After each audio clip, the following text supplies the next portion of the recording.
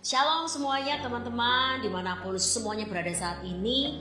Pada kesempatan ini saya ingin sekali berbagi dengan teman-teman semuanya bagaimana sih memimpin di dalam satu pujian sebagai worship leader gitu ya, ataupun juga bisa sebagai singer.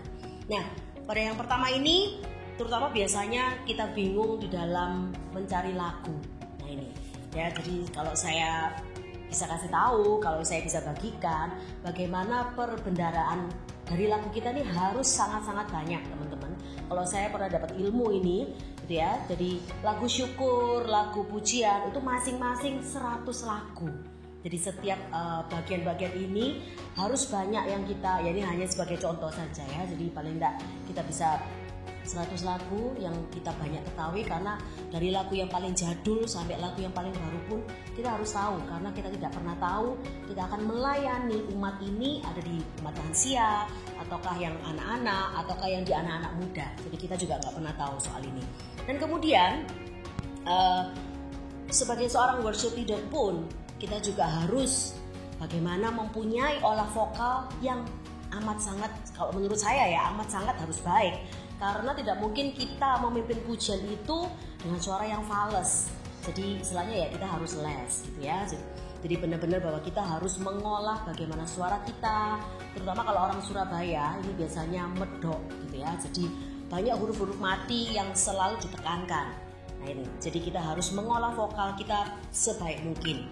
Kemudian untuk memasuki mungkin awal dalam satu persekutuan doa sebagai umat Katolik, kita juga tidak boleh lupa untuk memberikan tanda salib ya, dengan jelas, dengan lantang kita perkatakan demi nama Bapa dan Putra dan Roh Kudus, amin. Itu harus jelas sekali dan kita tidak boleh malu-malu, karena ini adalah identitas dari orang Katolik.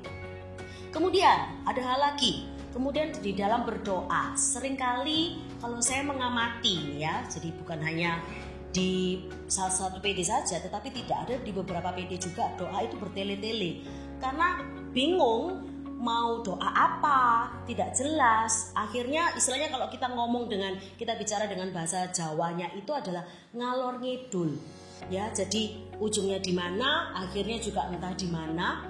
Jadi ya inilah, jadi doa jangan bertele-tele, harus tepat, pas, sesuai dengan tema dari lagu-lagu, dari mungkin tema dari urutan lagunya, dari tema dari dalam satu PD untuk firman. Ya, jadi benar-benar bahwa apa ya, tidak perlu panjang lebar, harus indah yang bagaimana, tidak. Tapi bagaimana caranya kita bisa berdoa dengan tepat. Sekali lagi mungkin bisa saya bagikan juga bagaimana hubungan kita secara pribadi dengan Tuhan. Itu juga penting ya. Nah, kemudian juga ada lagi nih tentang tatapan mata. Nah, seringkali kalau kita memimpin pujian itu ada yang worship leader ini seringkali banyak tutup mata, sehingga membuat posisi kita yang berdiri di depan ini akhirnya bergeser, tidak mengarah kepada umat. Akhirnya bisa menoleh ke arah yang lain karena kita sering tutup mata. Dan selain itu juga kita tidak tahu bagaimana kondisi umat, apa yang dibutuhkan umat, apakah umat juga ikut bernyanyi atau tidak ketika kita bernyanyi. Ini sangat-sangat penting ya. Jadi itu kalau tatapan mata. Kemudian juga bagaimana kita menatap mata pun bukan istilahnya melototi ya. Kalau saya dengan kata-kata saya itu kita melototi untuk satu orang, tidak, tetapi benar-benar kita tertuju dengan tatapan mata itu seperti kita mengajak umat ini untuk bernyanyi. Misalnya ini contohnya, saya boleh kasih contoh untuk lagu yang pujian ya, lagu yang temponya cepat. Misalnya Tuhan Yesus sungguh baik, sangat baik, teramat baik ya, bukan yang seperti ini. Tuhan Yesus sungguh baik. Bisa diamati ya, mata saya bisa jalan kemana-mana, tidak mantap ketika kita mau memandang kepada umat ini, mengajak untuk mengartikan dari isi sebuah lagu itu ya. Jadi ini yang mengenai tatapan mata. Kemudian ekspresi. Nah, selain tatapan mata ada ekspresi juga. Bagaimana kita mengeluarkan ekspresi ini all out. Ini tergantung dari bagaimana ketika hati kita berdoa.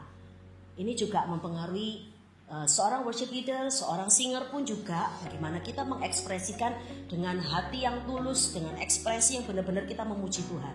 Jadi bisa saya kasih contoh lagi juga dengan lagu yang sama lagi, Tuhan Yesus. Ekspresi wajah ikut menunjukkan bahwa Tuhan Yesus sungguh baik. Ekspresi wajah juga senyum. Sekalipun mungkin hati kita pada saat itu mungkin ada masalah sebelum kita pelayanan, tetapi benar-benar bahwa ekspresi wajah kita menunjukkan bahwa Tuhan itu baik. Tuhan itu sungguh dahsyat. Ekspresikan melalui wajah kita, melalui performance kita. Ya, itu juga sangat penting. Kemudian juga misalnya kalau tadi saya bicara tentang lagu cepatnya. Kalau sekarang untuk lagu pelan, misalnya ini, karena kasih-Mu ku, ya, jadi mengekspresikan wajah ini sangat-sangat penting. Jadi bukan nah salib-Mu, ekspresinya dapat. Bagaimana umat bisa merasakan bahwa ya bagaimana WL ini bisa benar-benar menghayati suatu lagu yang diberikan. Kadang itu tegang ya, karena apa? Tidak hafal lirik, tidak hafal mungkin nadanya atau apa. Ini yang membuat ekspresi kita menjadi akhirnya flat, kaku, istilahnya memandang ke satu arah saja. Ya, tidak menunjukkan menggambarkan dari isi lagu itu sendiri. Ya, jadi benar-benar bahwa kita boleh merasakan. Contoh lagi, bersamamu Bapa.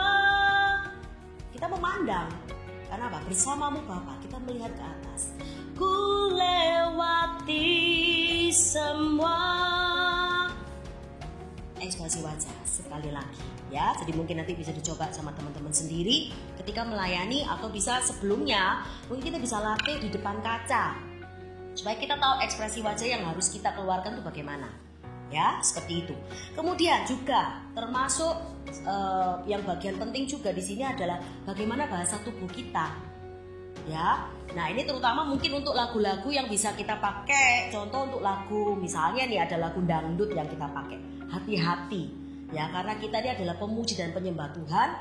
Jadi janganlah kita ini bergerak dengan gerakan yang erotis, yang berbahaya. Misalnya bukan memuji Tuhan tetapi malah kita tidak memuji Tuhan.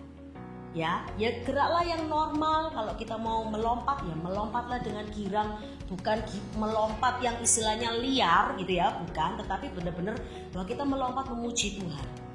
Kalau ada yang bertanya sama saya, kalau nggak kuat lompat bagaimana ini? Tidak usah lompat, tetapi bagaimana performance, sekali lagi badan kita, tubuh kita ini tetap mengekspresikan bagaimana kita mau bersuka cita, bagaimana kita bergirang, karena apa? Tuhan kita yang sungguh baik.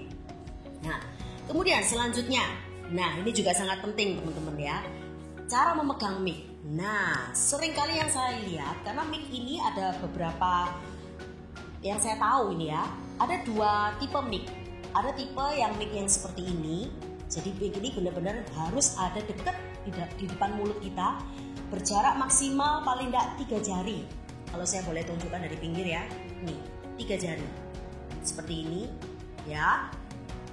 Jangan diletakkan di bawah mulut, ini tidak akan masuk suaranya ya. Jadi di depan, agak sedikit miring posisinya, jangan seperti rapper di atas, juga jangan terlalu menutupi mulut kita, karena umat tidak akan melihat juga bagaimana ekspresi mulut kita ketika kita bernyanyi pun. Jadi agak sedikit turun, yang penting bagian depan.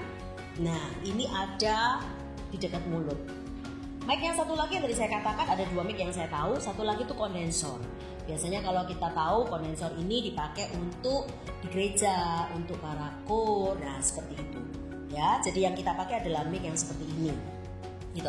Nah, cara pegangnya pun juga, kalau ini kan wireless, tapi juga ada yang mic kabel. Janganlah kita pegang di bagian bawah, karena ini akan bergoyang-goyang pastinya, tidak stabil. Tapi kita pegangnya adalah di daerah sekitar sini. Pegang yang mantap, tapi bukan tegang ya, tapi yang mantap. Ini seperti ini pegangnya, kita dekatkan di sini. Kalau ada nada tinggi pun kita bisa jauhkan sedikit, jangan terlalu jauh. Karena apa? Nanti suaranya tidak masuk. Paling tidak jauhnya segini, tetapi jangan lupa untuk kita kembalikan lagi. Nah, itu. Ya. Ini untuk cara pegang mic. Kemudian, ketika kita juga performance, ketika kita pelayanan, diperhatikan juga, yang perlu diperhatikan adalah bagaimana cara berpakaian kita. Ya, rapi, bukan yang istilahnya kekurangan bahan kain kalau saya bilang, jadi terlalu pendek, jadi kelihatan pusernya atau hal-hal yang lain, lengannya terlalu pendek, atau kita mau pakai misalnya you can see ya, pakai kutungan, enggak, tetapi benar-benar kita rapi, sopan. Mudahnya ya kita pakai, misalnya kalau lelaki boleh pakai hem, ya, tangan panjang, mau ditekuk sedikit itu bisa, atau pakai blazer kalau untuk acara-acara yang resmi. Jadi kita sesuaikan dengan keadaan, dengan kondisi, dengan situasi, dengan event yang berlangsung di mana kita melayani. Perempuan pun juga, kalau misalnya kita mau pakai rok nih, misalnya atasan dengan bawahan, janganlah terlalu pendek, ya, paling tidak sebatas lutut, teman-teman, sebatas lutut seperti itu. Terus kemudian juga roknya juga jangan terlalu sepan, ya, mungkin mau menunjukkan body jangan, karena fokusnya nanti sudah beda. Tapi benar-benar bahwa rapi, jangan terlalu sepan, sopan. Mau pakai blazer juga pakailah blazer yang sopan, ya. Itu dari bagaimana kostum kita. Kemudian, nah, seorang WL ini seringkali banyak nyanyi yang saya tahu, mungkin WL baru biasanya, jadi seringkali kita banyak sekali kita bernyanyi dan istilahnya tidak memfungsikan diri kita sebagai worship leader, ya. Jadi benar-benar fungsikan bahwa kita ini adalah seorang worship leader dan bagaimana kita punya terutama hubungan pribadi dengan Tuhan yang sangat luar biasa baik, ya. Jadi kalau saya boleh singgung sedikit di sini, bagaimana kita sebelum melayani kita harus punya relasi yang baik dengan Tuhan. Bukan hanya mau pelayanan, tetapi di dalam kehidupan kita sehari-hari benar-benar kita hidup di dalam doa. Jadi lifestyle kita adalah praise and worship, seperti itu. Sehingga ketika kita bernyanyi, kita memimpin umat, kita benar-benar tahu bahwa kita mendapat message apa, kita membawa beban apa dari Tuhan untuk kita boleh sampaikan kepada umat. Seperti itu. Kemudian yang terakhir mungkin ya seringkali grogi. Ini sekali lagi untuk WL yang baru gitu ya, janganlah grogi. Banyaklah kita berdoa, karena saya seringkali juga ketika saya memimpin pun ada rasa grogi, ada rasa takut, ada rasa khawatir. Terutama kalau sudah mendekati hari H ataupun sudah hari H, grogi itu pasti akan semakin menjadi-jadi, ya. Tetapi yang bisa saya bagikan di sini, mari kita berdoa, kita minta perkenanan Tuhan supaya benar-benar Tuhan ini ambil alih daripada kita, sehingga benar-benar ketika kita mimpin tidak ada lagi rasa grogi, tidak ada lagi rasa takut, tapi benar-benar kuasa Tuhan yang boleh menaungi kita, kuasa Tuhan yang boleh benar-benar menuntun setiap daripada kita melalui perkataan doa kita, melalui setiap nyanyian pujian, melalui ekspresi tubuh kita semuanya. Terima kasih semuanya teman-teman, ini tips dari saya untuk memimpin pujian.